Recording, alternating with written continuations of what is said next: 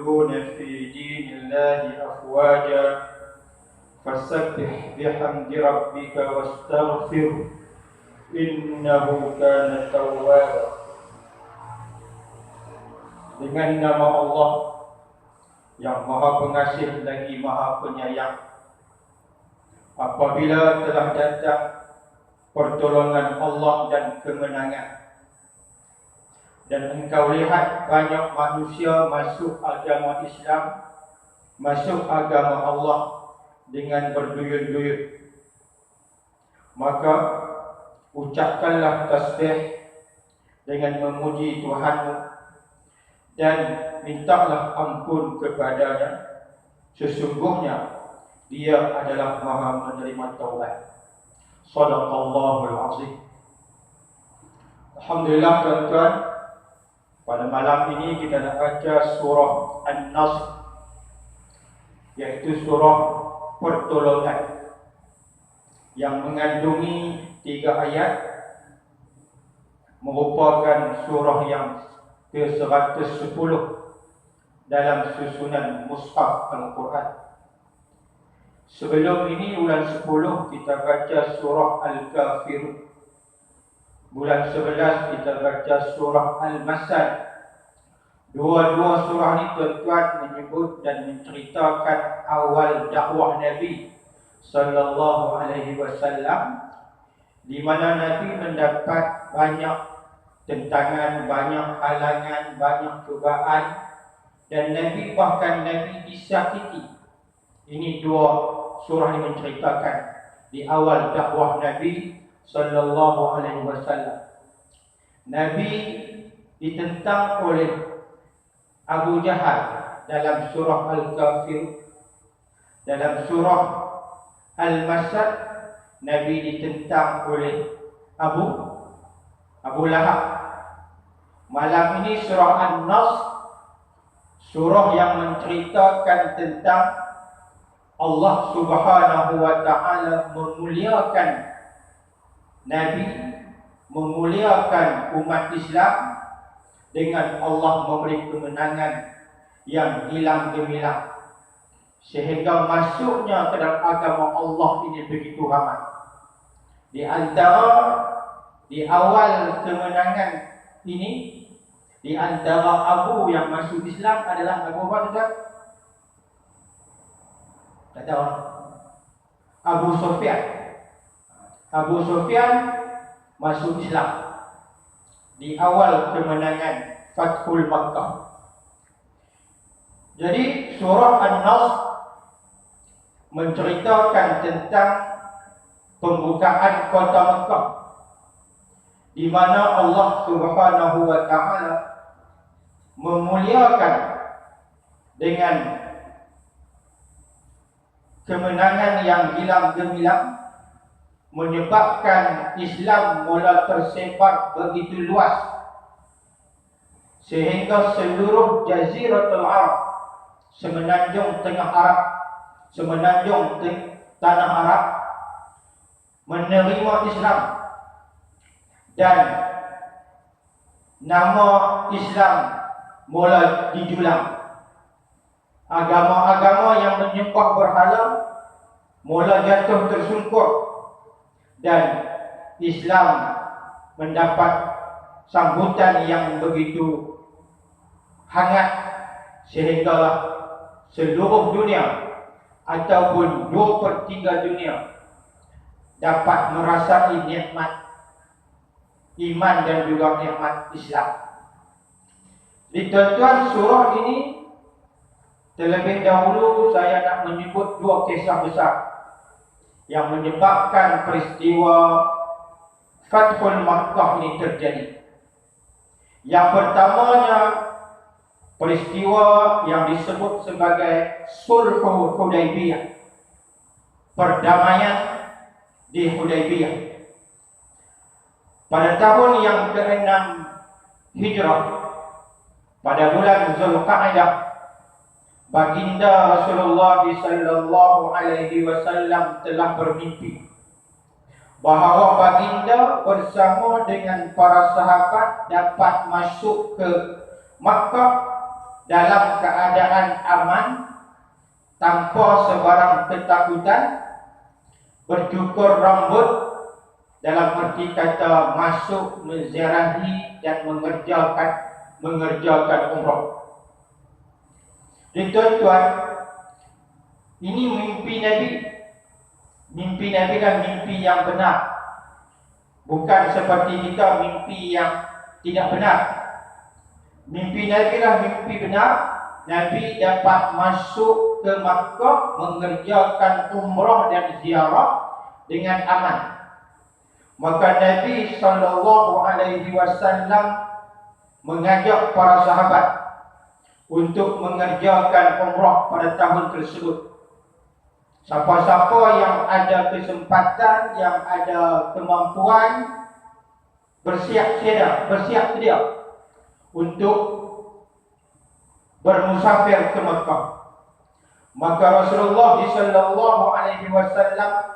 mengumpulkan para sahabat yang dikatakan seramai 1,500 orang sahabat yang ingin memasuki Makkah untuk mengerjakan umrah. Para sahabat merasa seronok. Kerana apa tuan-tuan? Bukan sahaja nak mengerjakan umrah, tetapi mereka nak balik kampung. Setelah 6 tahun mereka meninggalkan kota Makkah, mereka tinggalkan kampung halaman mereka semata-mata kerana untuk menyelamatkan akidah, semata-mata untuk berhijrah bersama Nabi SAW. Jadi dengar kata Nabi ajak balik ke kampung, maka seronok tuan-tuan. Tuan-tuan tak percaya, tuan-tuan tinggalkan kampung 3-4 tahun. Sampai satu masa tuan-tuan balik seronok. Saya waktu belajar dulu tak sempat 4 tahun, tuan-tuan balik lah. Jadi 2 kali balik. Seronok tuan-tuan. Begitulah orang, para sahabat Nabi, dia rasa seronok. Mereka pun bersiap sedia dan memulakan perjalanan dengan berpakaian untuk mengerjakan umrah. Sampai sahaja di satu tempat namanya Zulfalifah. Sekarang disebut sebagai Bir Ali, Bi'ru Ali. Dan kira-kira 5 km daripada kota Madinah, sampailah di satu tempat namanya Zulfalifah. Maka Nabi dan para sahabat pun memulakan memakai pakaian ihram, mulakan niat, pedang-pedang di dalam sarungnya, bagi menandakan bahawa rombongan ini adalah rombongan untuk mengerjakan umrah, bukan rombongan untuk berperang. Maka Nabi dan para sahabat meneruskan perjalanan, sampailah di satu tempat yang bernama Asfan. Datang seorang Arab daripada kabilah Khuza'ah. Dia memberitahu bahawa orang-orang Quraisy telah pun bersiap. Mereka tahu rombongan Rasulullah. Mereka tidak izinkan Rasulullah dan para sahabatnya memasuki kota Mekah. Tetapi Rasulullah tidak menghiraukan berita tersebut. Rasulullah meneruskan juga perjalanannya, sampailah di satu tempat namanya Hudaybiyah. Di Hudaybiyah inilah Rasulullah dan para sahabat disekat, dihalang.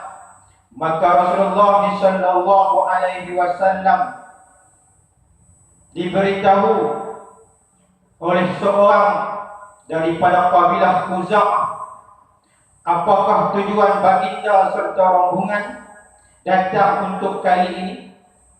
Maka baginda SAW menceritakan bahawa tujuan kedatangan adalah semata-mata untuk menziarahi Baitullah dan sekaligus untuk mengerjakan ibadah umrah. Wakil ataupun seorang daripada Bani Khuza'ah ini, dia kembali kepada kaum Quraisy. Dia menceritakan, memberitahu bahawa Muhammad dan sahabat-sahabatnya datang bukan untuk berperang, tetapi bagi tujuan untuk mengerjakan umrah.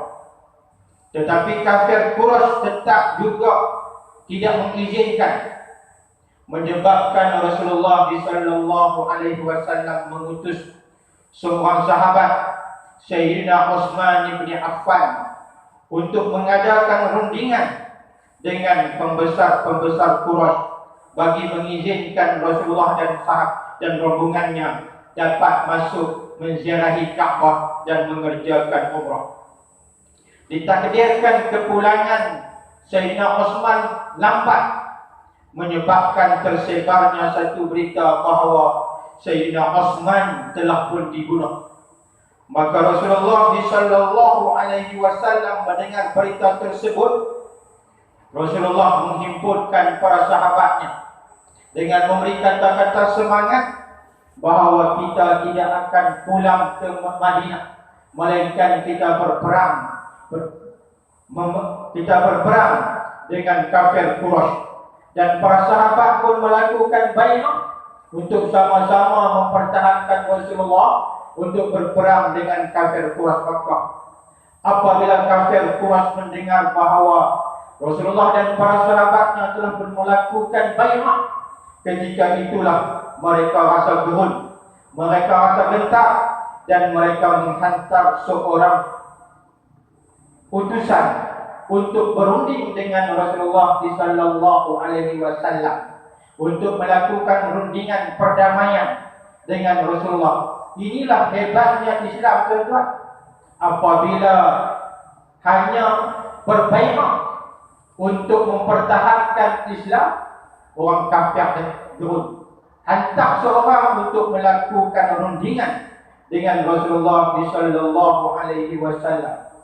Maka berlakulah beberapa perbincangan yang akhirnya berlakulah beberapa syarat-syarat yang dikemukakan oleh kafir Quraisy, dan syarat-syarat yang dikemukakan oleh Rasulullah sallallahu alaihi wasallam. Maka mereka berbincang, akhirnya berlakulah perdamaian. Di antara hasil perbincangan tersebut, Rasulullah sallallahu alaihi wasallam bersama dengan kaum muslimin mestilah pulang dulu. Pada tahun ini tidak boleh masuk ke Mekah, tahun depan mai lagi. Kemudian setelah pulang ke Madinah,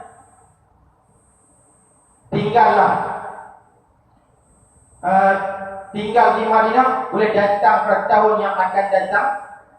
Tetapi pada tahun yang akan datang boleh mai ke kota Mekah untuk mengerjakan umrah.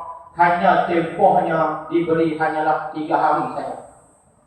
Tidak boleh membawa senjata, dan senjata di dalam sarung masing-masing, dan hanya bawa senjata musafir sahaja, tuan-tuan. Apalagi syarat-syarat perdamaian tersebut, kedua belah pihak Rasulullah dan pihak Quraisy juga mestilah meletakkan senjata. Kita panggil apa, tuan-tuan? Kita panggil gencatan senjata. Dalam tempoh berapa lama tidak boleh perang? Dalam tempoh 10 tahun. Ini berlaku pada tahun yang ke-6 Hijrah. Sebelum itu telah berlaku beberapa peperangan, antaranya peperangan Badar. Mulai hari ini sampailah 10 tahun yang akan datang, kita letak senjata. Tidak ada peperangan di antara tentera Nabi dan juga tentera Quraisy. Siapa-siapa yang pergi Mekah, siapa-siapa sahabat Muhammad yang pergi ke Mekah, orang Mekah tidak wajib untuk menghantar balik. Tetapi tuan-tuan, kalau kafir Mekah pergi ke Madinah, Rasulullah kena pulang balik, wajib hantar balik. Tuan-tuan ingat tak ni?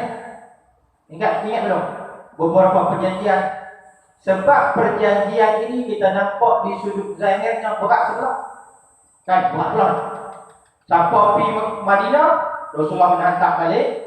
Kafir Quraisy, sahabat Rasulullah pergi Mekah, tidak wajib dihantar balik. Apa balik sendiri ataupun apa kena tawan. 10 tahun tidak boleh berperang. Mai Mekah sekadar 3 hari saja. Jadi tuan-tuan, perdamaian ini dipersetujui dan ditandatangani oleh wakil Quraisy dan juga Rasulullah sallallahu alaihi wasallam. Bermakna Rasulullah dan para sahabat tidak boleh meneruskan niat untuk mengerjakan umrah, sedangkan mereka telah berniat di Bir Ali. Bermakna apabila niat dia terhalang tidak boleh menyelesaikan rukun umrah, bermakna kena bayar dah. Dan tuan-tuan naik berterbang saja, tiba-tiba orang patah balik, tak boleh pergi. Halangan dia. Tuan-tuan tak boleh pergi terus, macam mana nak selesaikan, nak buat kain ihram, tuan-tuan kena bayar dah. Jadi Rasulullah sallallahu alaihi wasallam mengarahkan para sahabat semua supaya cukur rambut dan sembelih kambing. Tetapi tidak dihiraukan oleh para sahabat. Semua para sahabat bantah. Kerana apa? Tidak bersetuju dengan perdamaian yang dipersetujui oleh Rasulullah. Tuan-tuan, sejarah telah membuktikan bahawa ramai orang bawah ini dipertikaikan orang atas. Jadi Rasulullah suruh dibawa tak tahu siapa yang paling marah dengan Rasulullah atas persetujuan tersebut adalah Sayyidina Umar radhiyallahu anhu. Sayyidina Umar tak mau ikut arahan Rasulullah. Maka isteri Rasulullah yang bernama Ummu Salamah memberi nasihat kepada Rasulullah bahawa engkaulah yang mula-mula sekali cukup dan sembelih. Nescaya para sahabat akan ikut. Para sahabat akan turut serta. Maka Rasulullah pun cukup rambut dan juga sembelih sebagai bayaran dam. Barulah para sahabat akan ikut. Keseluruhan para sahabat ikut perbuatan Nabi sallallahu alaihi wasallam. Tuan-tuan, kalau tuan-tuan jadi ketua, anak buah nak mau ikut, tuan-tuan mana? Tuan-tuan yang buat dulu. Itu para sahabat dia ikut. Kita kalau kita buat dulu, ketua buat dah, kita tak payah buat. Itu payah kita ni. Jadi, ketua dah buat, kita tak payah buat dah. Jadi, ketua dah malah dia berbeza dengan Rasulullah sallallahu alaihi wasallam. Jadi, maka para sahabat pun balik ke Madinah. Patuh kepada arahan dan perdamaian. Itu peristiwa disebut sebagai perdamaian Hudaybiyah. Maka berlalulah beberapa tahun. Pada tahun yang ke-8 Hijrah, apabila dalam bulan Ramadan di antara perjanjian Hudaybiyah membenarkan mana-mana kabilah memilih untuk bersama dengan Quraisy ataupun bersama dengan Rasulullah. Maka satu kabilah Bani Abi Bakr, kabilah Abi Bakr, mereka memilih untuk bersama dengan Quraisy. Bani Khuza'ah, mereka memilih untuk bersama dengan Rasulullah. Istilah sekarang ini dia panggil komponen. Satu komponen PN, Pakatan Nabi. Satu lagi komponen Pakatan Quraisy. Bani Khuza'ah memilih untuk bersama dengan Rasulullah. Bani Abu Bakar memilih untuk bersama dengan Quraisy. Maka berlakulah pada tahun yang ke-8 Hijrah dalam bulan Ramadan, Banu Abi Bakar, Banu Bakar yang bersama dengan Quraisy, mereka menyerang Bani Khuza'ah, menyebabkan 20 orang daripada Bani Khuza'ah mati. Dan orang kafir Quraisy menghantar bantuan persenjataan kepada Banu Abi Bakar. Berita serangan ini sampai kepada Rasulullah sallallahu alaihi wasallam bahawa Bani Khuza'ah diserang. bermakna Bani Khuza'ah komponen bersama dengan Rasulullah. Maka Rasulullah nak mempertahankan Bani Khuza'ah. Maka Nabi sallallahu alaihi wasallam menghimpunkan bala tentera Rasulullah dalam diam-diam. Sebab apa Rasulullah himpunkan buat perancangan nak serang Mekah dalam keadaan diam-diam? Supaya kafir Quraisy tidak bersedia. Tetapi tuan-tuan, berita ini dibocorkan oleh seorang sahabat yang bernama Hatib bin Abi Balta'ah. Hatib bin Abi Balta'ah ini tulis satu surat kepada keluarga dia, apa kena bersedia. Sebab Rasulullah akan serang. Dia hantar seorang perempuan untuk jadi postman. Rasulullah dapat tahu bahawa Hatib bin Abi Balta'ah menghantar seorang postman, iaitu seorang perempuan. Rasulullah hantar beberapa orang, antaranya Sayyidina Ali, untuk kejar postman ini dan tangkap. Dan postman ini apa? Suratnya hak milik Hatib bin Abi Balta'ah.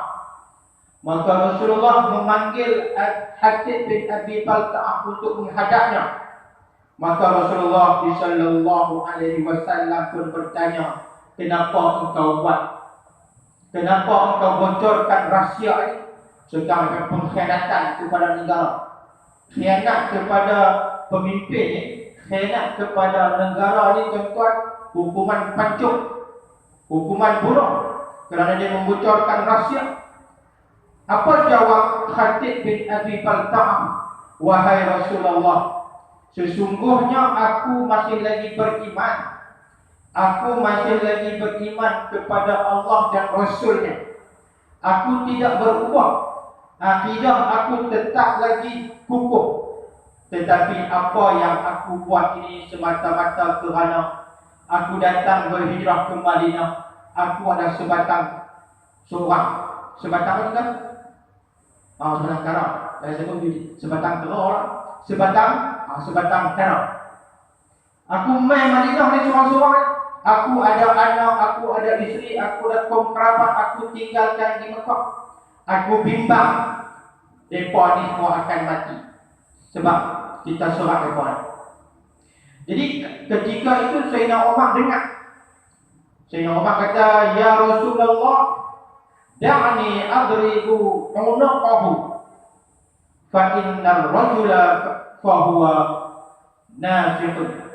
Wahai Rasulullah, biarkan aku pancungkan lehernya, kerana lelaki ini dia adalah orang munafik. Apa jawab Rasulullah sallallahu alaihi wasallam? Innahu syahida Badran. Wahai Umar, dia ni Hatib bin Abi Balta'ah ni salah seorang tentera peperangan Badar. Dan pada tahun yang kedua Hijrah ke tahun yang kedua Hijrah berlakunya peperangan Badar. 313 orang mengalahkan 1000 orang. Jadi 313 orang ni merupakan tentera yang mula-mula dalam Islam berperang. Mereka lah yang disebut oleh Rasulullah sebagai penyelamat Islam. Kerana sekiranya kalah dalam peperangan Badar, Islam akan sampai di sini saja. Disebabkan 313 orang inilah berjaya mengalahkan kafir Quraisy, Islam dapat berkembang sehinggalah hari ini. Jadi wahai Umar, Hatib bin Abi Balta'ah ini adalah salah seorang daripada tentera Badar. Wa ma yudrika la'anna Allah qad tala 'ala ashabi Badr. Wahai Umar, hang tak tahu bahawa Allah Subhanahu wa ta'ala telah melebihkan, telah memberi penghormatan kepada tentera-tentera Islam dalam peperangan Badar. Oleh kerana itu, wahai Hatib bin Abi Balta'ah, i'malu ma syi'tum qad ghufirta lakum. Wahai Abi Balta'ah, mereka hang boleh buat apa sahaja yang hang inginkan. Sesungguhnya dosa-dosa yang dilakukan oleh tentera-tentera Badar telah pun diampun oleh Allah Subhanahu wa ta'ala. Ini istimewanya tentera-tentera dalam peperangan Badar. mereka dihapus kira dosa mereka. Dosa yang lepas pun dihapus dan dosa yang akan datang juga dihapuskan oleh Allah Subhanahu wa taala. Jadi Rasulullah sallallahu alaihi wasallam keluar daripada kota Madinah menuju ke kota Mekah. Dianggarkan tentera Rasulullah adalah 10,000 orang. Dalam perjalanan sampai di tempat, tambah lagi tentera Islam masuk sampai menghampiri ke kota Madinah, ke kota Mekah. Rasulullah sallallahu alaihi wasallam bertemu dengan Abu Sufyan. Bermakna Abu Sufyan telah pun keluar daripada Mekah. Dia dapat berita bahawa Rasulullah dan para tenteranya nak serang Mekah. Dia keluar daripada kota Mekah, bertemu dengan Rasulullah dan para tenteranya. Sampai sahaja lalu Rasulullah sallallahu alaihi wasallam bertemu dengan Abu Sufyan, terus Abu Sufyan mengungkapkan kalimah syahadah.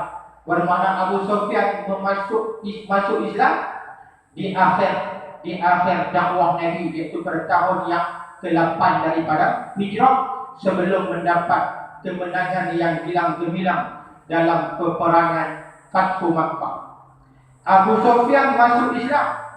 Dan Ibnu Abbas kata Abu Sufyan ini seorang pembesar Quraisy yang inginkan kemegahan. Dia suka kepada kemegahan. Maka Rasulullah sallallahu alaihi wasallam memahami. Mula-mula masuk ke kota Mekah dalam keadaan yang dimuliakan oleh Allah Subhanahu wa taala, kerana tidak ada seorang pun yang berani mengangkat senjata melawan Rasulullah dan tentera. Ketika itulah Rasulullah sallallahu alaihi wasallam mengarahkan juru bicaranya supaya menyebut sesiapa yang masuk ke dalam rumahnya dan mengunci pintu, maka dia selamat. Sesiapa yang masuk ke dalam masjid, maka dia selamat. Dan sesiapa yang masuk ke dalam rumah Abu Sufyan, mereka juga selamat. Ini nak mengangkat Abu Sufyan supaya dia rasa seronok sebab dia baru masuk Islam. Siapa yang masuk rumah dia selamat. Masuk dalam masjid, dia selamat. Masuk dalam rumah Abu Sufyan juga selamat. Jadi tuan-tuan, hari ini siapa-siapa yang nak selamat apabila berlakunya peperangan, maka dia kena masuk ke dalam rumah ibadah. Ini adalah persetujuan semua agama, semua negara. Berlaku pertubuhan masuk rumah ibadah dengan digacam.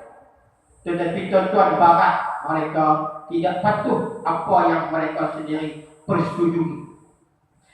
Jadi bermakna pembukaan kota Mekah ini, iza ja'a nasrullah wal fath, apabila datangnya pertolongan Allah dan pembukaan itu merujuk kepada Fathul Makkah.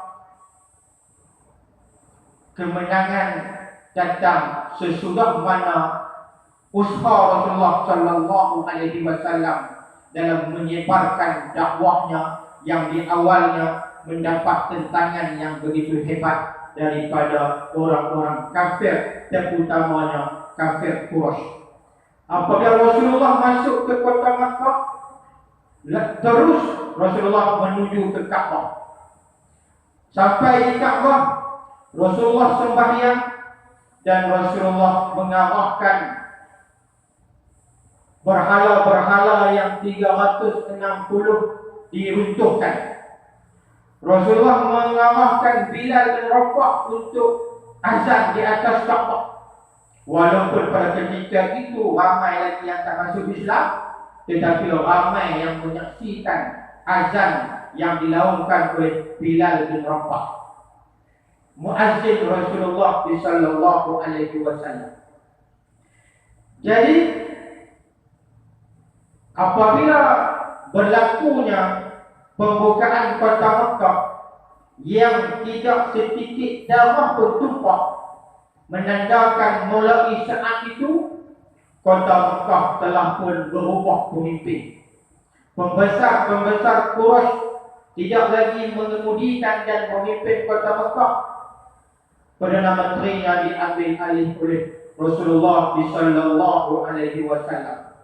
Berlalunya beberapa hari, tuan-tuan, ramailah yang masuk Islam. Ramailah yang datang melakukan bai'ah dengan Rasulullah sallallahu alaihi wasallam. Banyak orang-orang kafir Quraisy yang dulu menyakiti hati Rasulullah datang memohon maaf. Rasulullah yang telah pun memegang pucuk pimpinan pada ketika itu tidak membalas dendam. Apa yang Rasulullah ucapkan pada hari ini, kata Rasulullah, la tasriba alaikumul yawm yaghfirullahu lakum wa huwa arhamur rahimin wa huwa arhamur rahimin idhabu fa antum at-tulaqa. Katanya, kata Rasulullah, tidak ada apa-apa kamu pada hari ini. Mudah-mudahan Allah mengampuni dosa-dosa yang telah kamu lakukan selama ini. Dosa sembah berhala, dosa tak mau terima apa yang Rasulullah sampaikan, dosa nak menyakitkan Nabi, dosa untuk membunuh Nabi, kesemuanya itu telah pun diampunkan oleh Allah Subhanahu wa taala. Dan dia, yakni Allah, kata Nabi, amat pengasihani.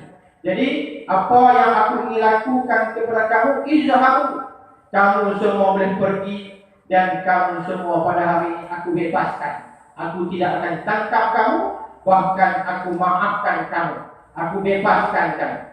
Tuan-tuan, dua peristiwa inilah yang menceritakan, menjadi penyebab berlakunya Fathul Makkah yang disebut oleh Allah Subhanahu wa taala dalam surah Idza jaa nasrullahi wal fath, apabila datangnya pertolongan Allah dan kemenangan, maka umat Islam mendapat nikmat yang besar. Allah Subhanahu wa taala memurniakan dan melimpahkan nikmat iman, nikmat Islam kepada umat, kepada orang Arab dan juga keseluruhan.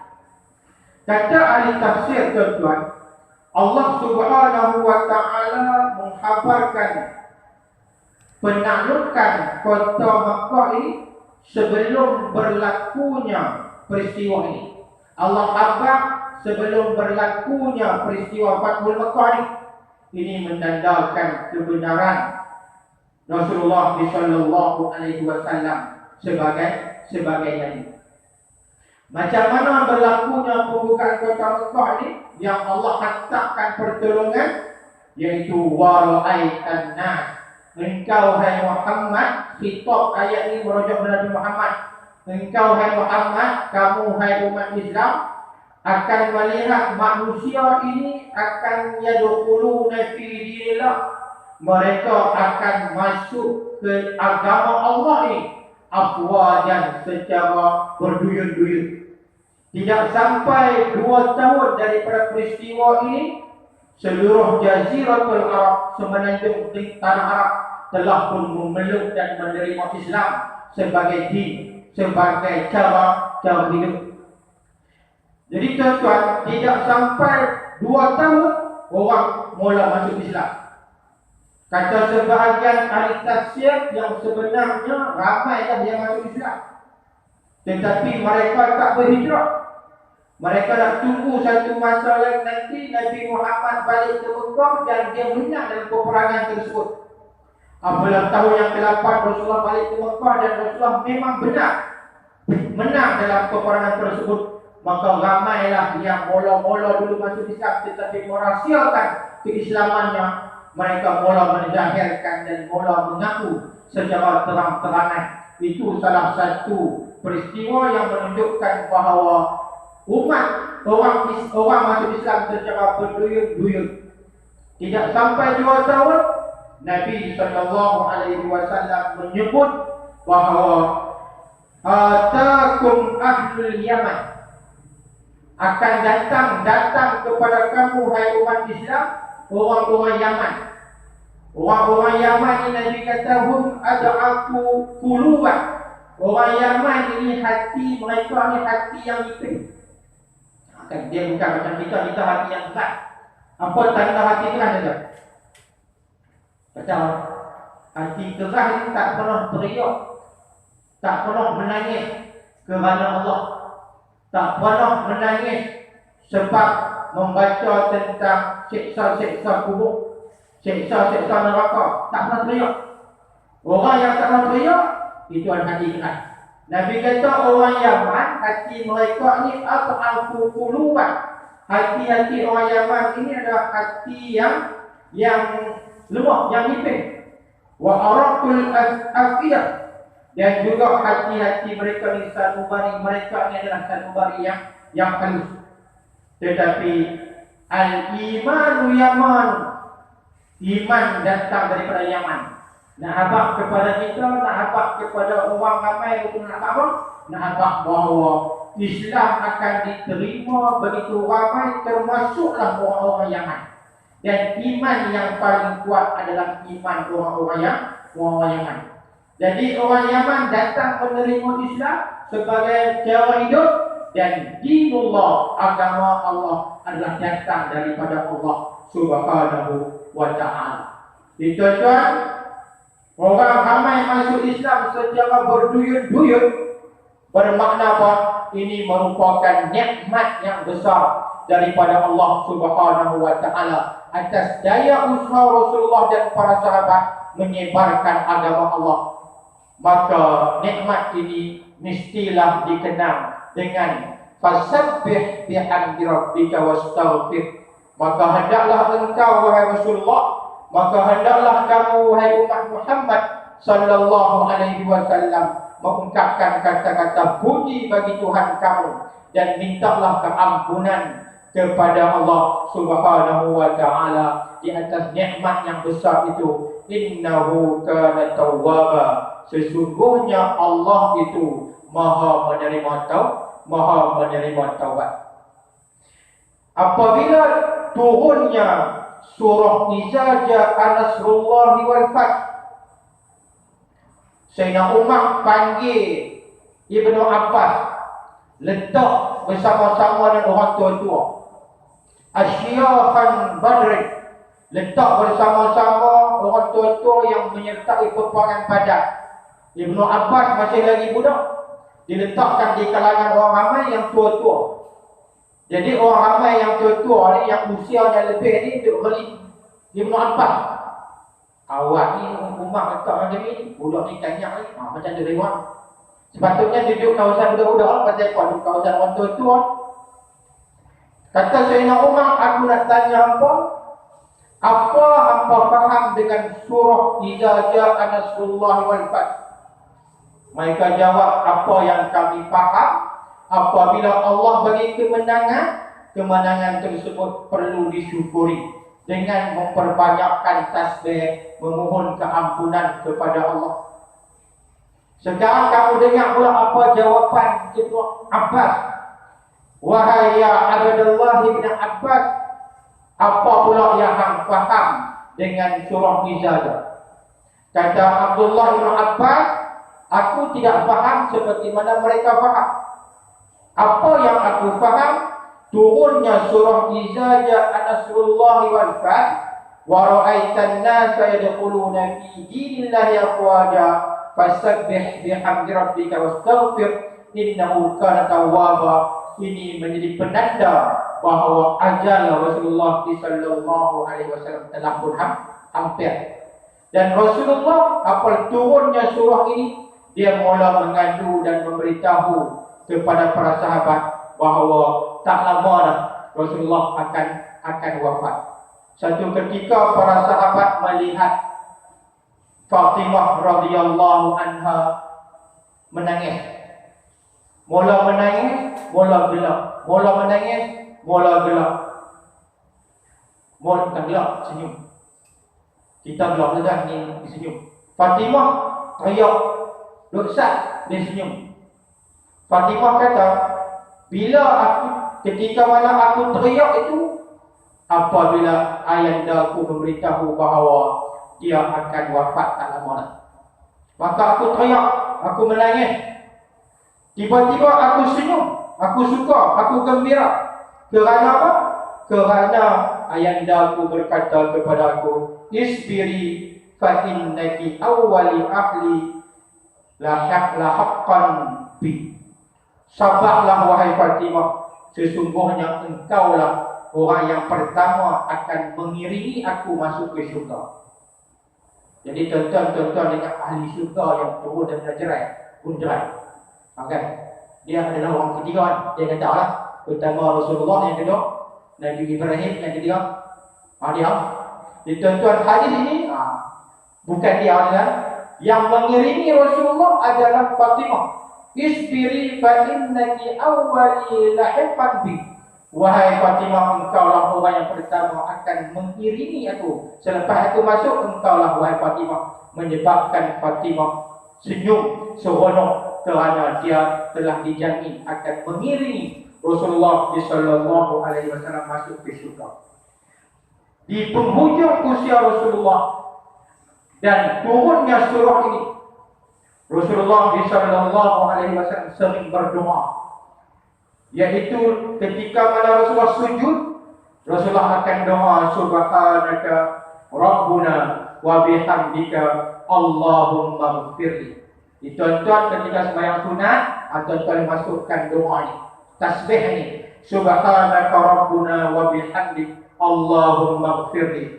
Subhanaka rabbuna wa bihamdik Allahumma ighfirli. Subhanaka rabbuna wa bihamdik Allahumma ighfirli. Ingat tuan? Ingat belum? Tak ingat? Tak ingat. Cukup sampai di sini saja. Sebab banyak-banyak pun tak ingat. Jadi tuan-tuan, umat Islam masuk Islam secara berduyun-duyun. Jabir bin Abdullah, satu hari dia bersembang dengan tetangganya, dengan jiran tetangganya.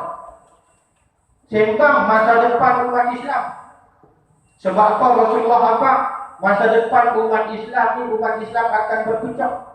Umat aku akan berpecah menjadi 73. 72 dalam neraka, satu sahaja dalam syurga. Sembang. Jabir radhiyallahu anhu apa kepada sahabat dia, sesungguhnya aku pernah dengar Rasulullah sallallahu alaihi wasallam bersabda, innan nasa dakhulu fi dinillahi afwaja wa sayakhrujuna minhu afwaja. Sesungguhnya manusia, mereka masuk agama Islam ini secara berduyun-duyun. Satu masa nanti umat Islam pula akan keluar Islam juga secara berduyun-duyun. Tuan-tuan, mudah-mudahan kita tidak termasuk di kalangan apa yang disebut oleh Rasulullah keluar Islam secara berduyun-duyun. Wal'iyadu billah. Hadis ini tuan-tuan diriwayatkan daripada Imam Ahmad rahimahullahu ta'ala. Tuan-tuan, cukup sekadar itu perkongsian kita pada malam ini tentang surah Iza Ja'a Nasrullahi wal Fath. Mudah-mudahan tuan-tuan balik ulang kaji, tengok maknanya, faham sedikit pengertiannya, supaya tuan-tuan datang mai semayang, imam baca surah Iza Ja'a, dan tuan-tuan faham. Dia akan mendatangkan lagi kekhusyukan kita ketika mana kita mendirikan solat, dan imam sering membaca surah ini dalam sembahyang maghrib, tuan-tuan. Wallahu a'lamu bis-shawab. Yang baik itu daripada Allah, salah dan silap kelemahan diri saya. Aqulu qawli hadza wa astaghfirullahal azim li wa lakum. Wassalamualaikum warahmatullahi wabarakatuh. Wa inna na'udzubika min ilmin la yanfa' wa qalbin la yakhsha wa nafsin la tashba' wa du'ain la yastajabu laha walhamdulillahi rabbil alamin.